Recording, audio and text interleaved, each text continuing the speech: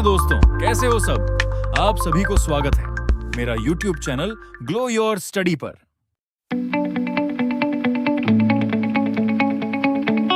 Part 9 में मैंने यहाँ पे डेटा ले लिया है। पार्ट 9 के अंदर हम अटेंडेंस रिकॉर्ड बनाने वाले और उस रिकॉर्ड को हमारा जो पार्ट 8 का डेटा है जिसमें यहाँ पे ऑटोमेटिक मैंने मतलब यहाँ पे लिखा है, इसको डिलीट करके मैं यहाँ से वो लिंक करूँगा। इसके अंदर जो अटेंडेंस हम बनाएंगे, अटेंडेंस के लिए मैंने एम्प्लॉय के नाम लिए, डिजिग्नेशन लिए, स्टेटस लेना है तो ले सकते हैं आप, नहीं लेना है तो स्टेटस की वैसे ज़रूरत नहीं है। हाँ, यहाँ पे एक चीज़ मैं करना चाहूँगा, यहाँ पे एक और यहाँ पे कॉलम मुझे ऐड करना है, रो ऐड करना है सॉरी। तो मैंने यहाँ पे रो ऐड कर दिया ऊपर। वो कैसे ऐड करना है आपको पता ही, आप राइट क्लिक करके इंसर्ट भी कर सकते हैं। रो ऐड कर दिया, एक नहीं दो रो ऐड कर देते हैं यहाँ पे।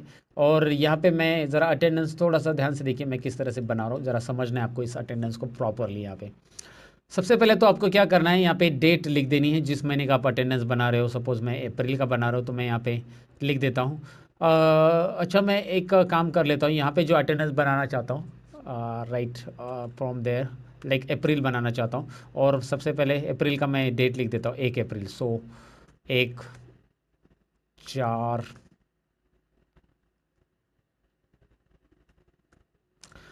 ये डेट जो मैंने लिखी है ना, मैं सबसे पहले इस डेट की जो साइज़ है वो कम करना चाहूँगा। और साइज़ कम करने के लिए मतलब फॉर्मेट कैसे चेंज करते हैं ये आपको समझना है, डेट का फॉर्मेट। इसके लिए फॉर्मेट सेल्स ये जो ऑप्शन है ना, यहाँ पे चले जाना है।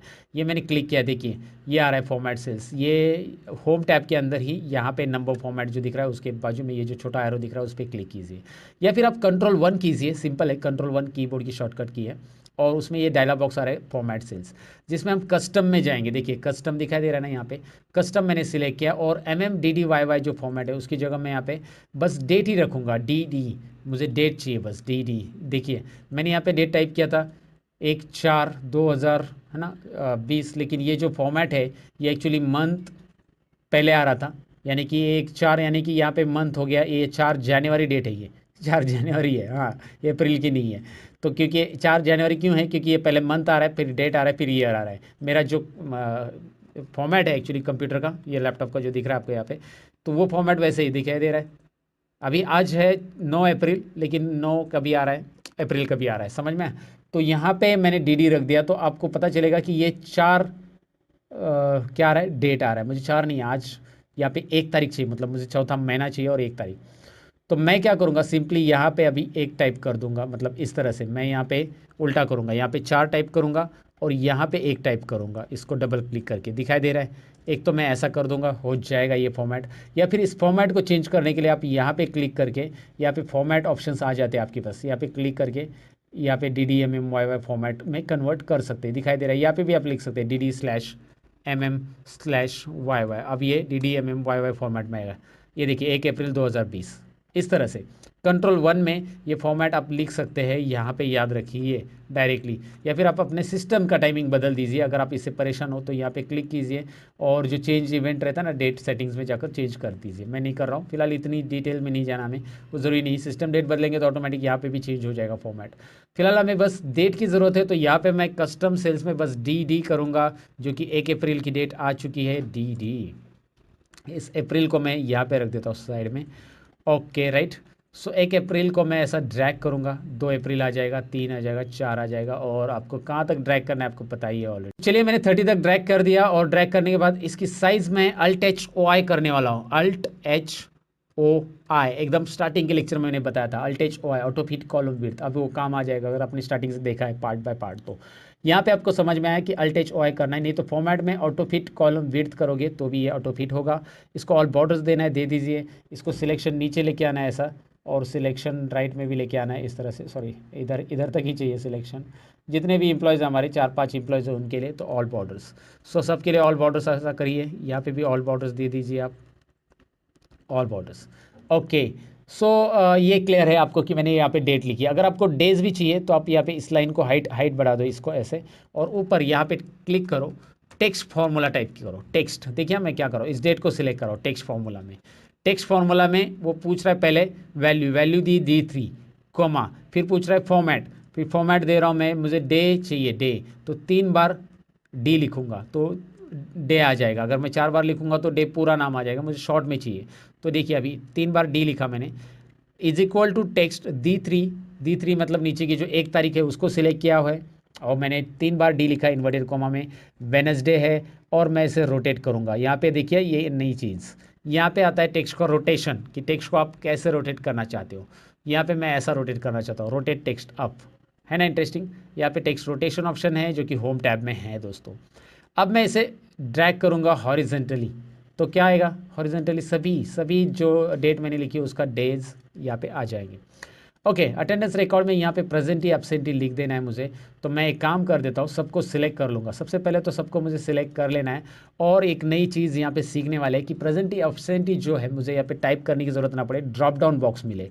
तो ड्रॉप डाउन बॉक्स के लिए नई चीज़ हम डेटा में जाएंगे आज, पहली बार हम ये सीख रहे हैं डेटा में। अगर आपको आता है तो वेल एंड गुड, नहीं आता तो देख लीजिए। डेटा में डेटा वैलिडेशन, राइट दोस्तों, डेटा में डेटा वैलिडेशन। आपको यहाँ पे क्लिक करना है, आपके सामने एक डायलॉग बॉक्स आने वाला है। जिस डायलॉग बॉक्स में आपको क्या करना है, देखिए ये डायलॉग बॉक्स में settings, input message, error alert, ये सारी चीज़ें तो आगे सीखेंगे। सेटिंग्स हम देखेंगे सबसे पहले। सेटिंग्स में हमें करना क्या है, सेटिंग्स में यहाँ पे हम करेंगे लिस्ट, लिस्ट चाहिए हमें सेटिंग्स में। इस डायलॉग बॉक्स में देखिए सेटिंग्स में मैंने लिस्ट ली है। सोर्स में हमें क्या चाहिए, प्रेजेंटी। मेरे पास कुछ गिने चुने हैं तो मैं यहाँ पे बस टाइप करूँगा। अगर मेरे पास गिने चुने नहीं है, बहुत ज़्यादा लंबी लिस्ट है, तो एक्सेल में टाइप की हुई लिस्ट को मैं सिलेक्ट कर सकता हूँ। वो आगे तो सब चीज़ें बताऊँगा मैं आपको। P presenty, A B absenty, S L, sick leave, P L plan leave, casual leave, ऐसे सारी चीज़ें आप यहाँ पे ऐड कर सकते हैं। आपके पास L W P, leave without pay, जो भी चीज़ें हैं, एल डब्ल्यू पी यानी लीव विदाउट पे रहता है, और क्या रहता है वो सब ऐड कर सकते हैं प्रेजेंटी से रिलेटेड। मैंने 4 एग्जांपल लिया है, ओके किया। ओके करते ही आपको एक ड्रॉप डाउन मिलेगा हर एक सेल के ऊपर। जैसे आप यहाँ पे सिलेक्ट करोगे प्रेजेंटी, दिखाई दे रहा है ना, अब्सेंटी, जो आप लगाना चाहते हो बस हर एक सेल के ऊपर मिलेगा आपको।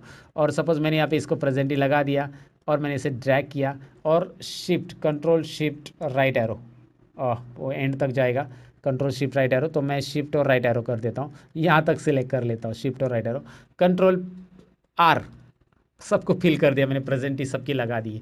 बीच में हम अब्सेंटी लगा देंगे, लेकिन मैंने बताया कि आपको प्रेजेंटी कैसे लगानी है, वैसे सबको मैंने लगा दी। फिलहाल हमें कैलकुलेशन देखना है, इसलिए ये मैंने की प्रेजेंटी लगा दी मैंने पहले से। अब मैं क्या बता रहा हूँ कि यहाँ पे मैंने प्रेजेंटी लिखा है, लेकिन मैं चाहता हूँ कि प्रेजेंटी का अलग कलर हो, या फिर मैं यहाँ पे अब्सेंटी सिलेक्ट करता हूँ तो रेड कलर में आ जाए। जो अब्सेंट रहता है, सपोज मैंने यहाँ पे अभी कुछ अब्सेंटी लगा दी, तो इनको मुझे रेड कलर में देना है। तो वो कैसे, प्रेजेंटी और अब्सेंटी को, तो मैं इसको सिलेक्ट करूँगा।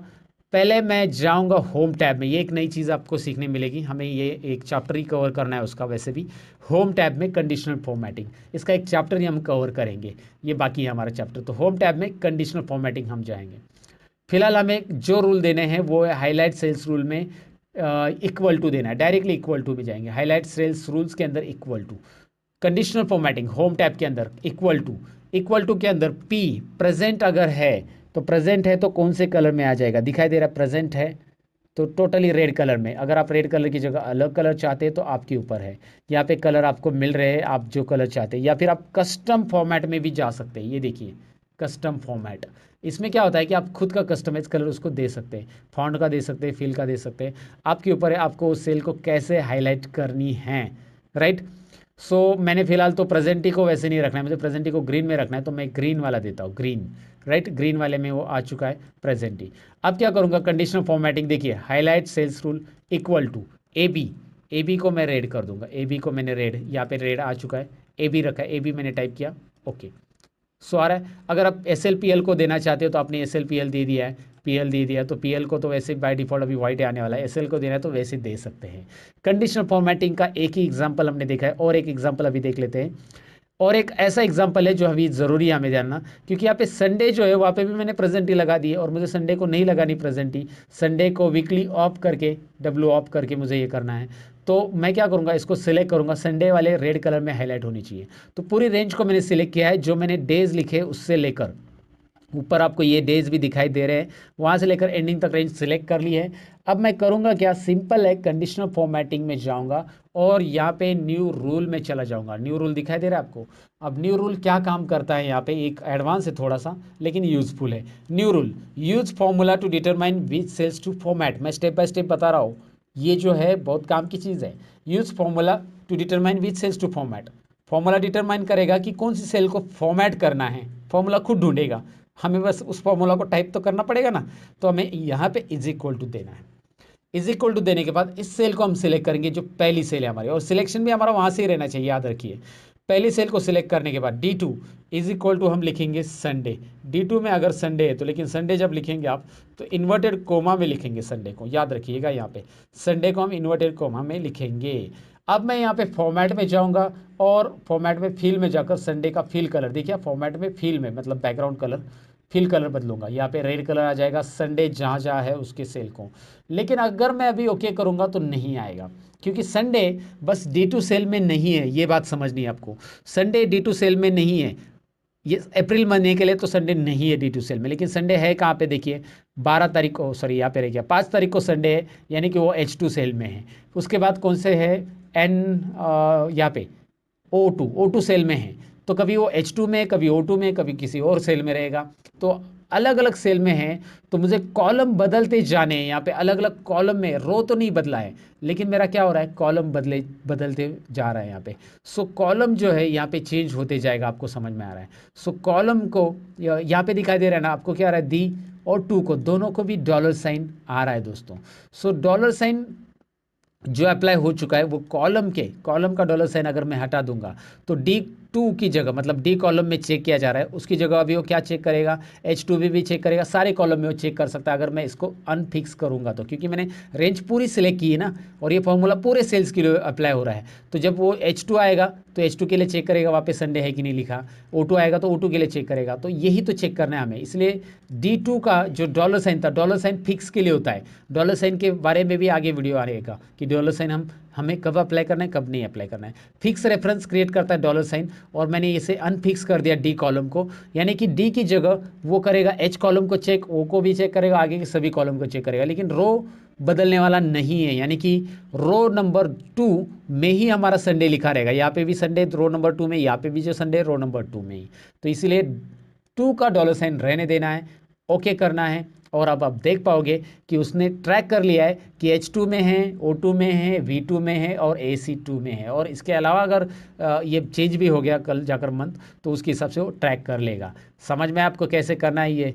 तो ये अटेंडेंस ट्रैकर में बहुत इंपॉर्टेंट चीज़ है। कंडीशनल फॉर्मेटिंग में हमने न्यू रूल में गए, हम यहाँ पे यूज़ फॉर्मूला में गए, फॉर्मूला टाइप किया, फॉर्मेट किया, सेल को रिवाइंड करके आप देख सकते हैं। अच्छा, आपको मैनेज रूल में जाकर भी आपको देखना है उस फॉर्मूला को, तो यहाँ पे मैनेज रूल में हम उस एडिट रूल को करके, मतलब कौन सा रूल है हमारा, उस रूल को सिलेक्ट कीजिए। ये रूल है हमारा एडिट रूल, और उस फॉर्मूला को दोबारा एडिट भी कर सकते हैं अगर आपको कुछ एडिट करना है तो। मैनेज, यहाँ से आप कंडीशनल फॉर्मेटिंग डिलीट भी कर सकते हैं, नया रूल भी सेट कर सकते हैं, आपको जो रूल ऐड करना है वो। ओके, और आपको लगता है कि यार मुझे अभी यहाँ पे वीकली ऑफ ऐड करना है, W ऑफ, तो मैं क्या करूँगा, मैं एक सिंपल है, मैं इसे दोबारा सिलेक्ट कर लूँगा, क्योंकि मेरे पास अभी W ऑफ नहीं है। अगर मैं W ऑफ ऐड करने जाऊँगा ना, देखिए वीक ऑफ में लिख देता हूँ और एंटर करता हूँ तो एरर आएगा। क्यों? क्योंकि मैंने रेस्ट्रिक्ट किया है डेटा वैलिडेशन से, 4 ही वैल्यू P, AB, SL और PL, ये चारों ही एक्सेप्ट होगी। इस लिस्ट में 4 है, वही एक्सेप्ट होगी डेटा वैलिडेशन के जरिए। मैंने ये फिक्स किया, तो मैं इसे सिलेक्ट करूँगा, डेटा में जाऊँगा, डेटा वैलिडेशन में जाऊँगा दोस्तों। अब यहाँ पे आपको SL PL वाली सारी चीज़ें वापस मिलेगी, और इसको W ऑफ करना है। यहाँ पे W डॉट ऑफ, यहाँ पे कॉमा मत दीजिए, नहीं तो W अलग होगा, ऑफ अलग होगा। सो यहाँ पे मैंने वीक ऑफ ऐड कर दिया है, वीकली ऑफ, और अब आपको वीकली ऑफ भी मिल जाएगा। यहाँ पे आप ऐड कर सकते हैं वीक ऑफ, और इसका साइज़ भी चाहिए तो आप बढ़ा सकते हैं, आपके ऊपर है, नहीं बढ़ाना है बढ़ाना है। सो यहाँ पे W ऑफ समझ में आपको, तो डेफिनेटली आपको ये अटेंडेंस ट्रैकर कैसे बनाना है समझ में आया होगा। लेकिन अभी इतनी बातें नहीं है अटेंडेंस ट्रैकर में, ये पार्ट में तो मैंने इतनी बातें बताई। ये पार्ट नंबर 9 है दोस्तों अटेंडेंस ट्रैकर में। और भी चीज़ें जैसे कि अटेंडेंस काउंट कैसे होगा, बहुत सारी चीज़ें बाकी है जो कि पार्ट 10 के अंदर कवर करेंगे। Thank you very much for watching part 9 दोस्तों। अब थोड़ा रुक जाना, वीडियो अच्छी लगे तो लाइक, शेयर और सब्सक्राइब करना मत भूलना। याद तो रहेगा ना? चलो चलते हैं, बाय।